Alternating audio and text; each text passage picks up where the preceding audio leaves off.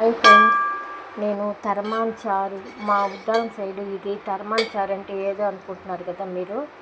ఇప్పుడు మనము అన్నము ఉడకపెట్టినప్పుడు గంజి వంచుతాం కదండి, ఆ గంజిని పులుపు చేసి పెట్టుకుంటామన్నమాట. లక్ష్మీ చారు అంటారే అది.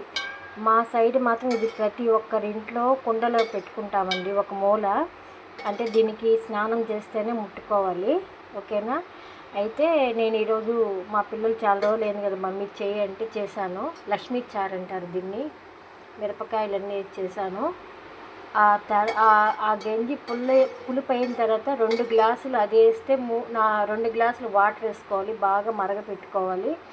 తర్వాత తాలింపు పెట్టుకోవాలండి. కరివేపాకు, ఆవాలు, జీలకర్ర వేసి తెల్లుల్లి వేసి తాలింపు పెట్టుకోవాలి. దీన్ని లక్ష్మీ చారు అంటారండి.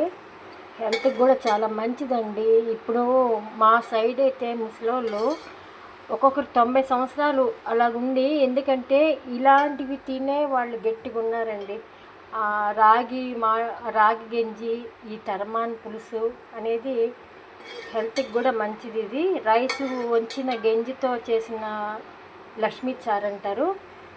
ఇది చేసిన విధానం మళ్ళీ నేను వీడియోలో పెడతాను, చూడండి ఫ్రెండ్స్. లక్ష్మీ చారు అంటారు. ఇది ఇంట్లో ఉన్నా కూడా మనకి లక్ష్మి ఉన్నట్లే అనమాట. ఒక మూల స్నానం చేస్తేనే ముట్టుకోవాలి, స్నానం చేయకుండా ముట్టకూడదు, ఓకేనా ఫ్రెండ్స్.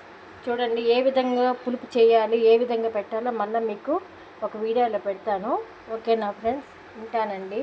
మీకు లక్ష్మీ చారు ఎవరికి ఇష్టమో మీరు ఒకసారి ప్రయత్నించండి, ఓకేనా. ఒక లైక్ మాత్రం మర్చిపోకండి ఇవ్వండి. బాయ్ ఫ్రెండ్స్, బాయ్ అండి.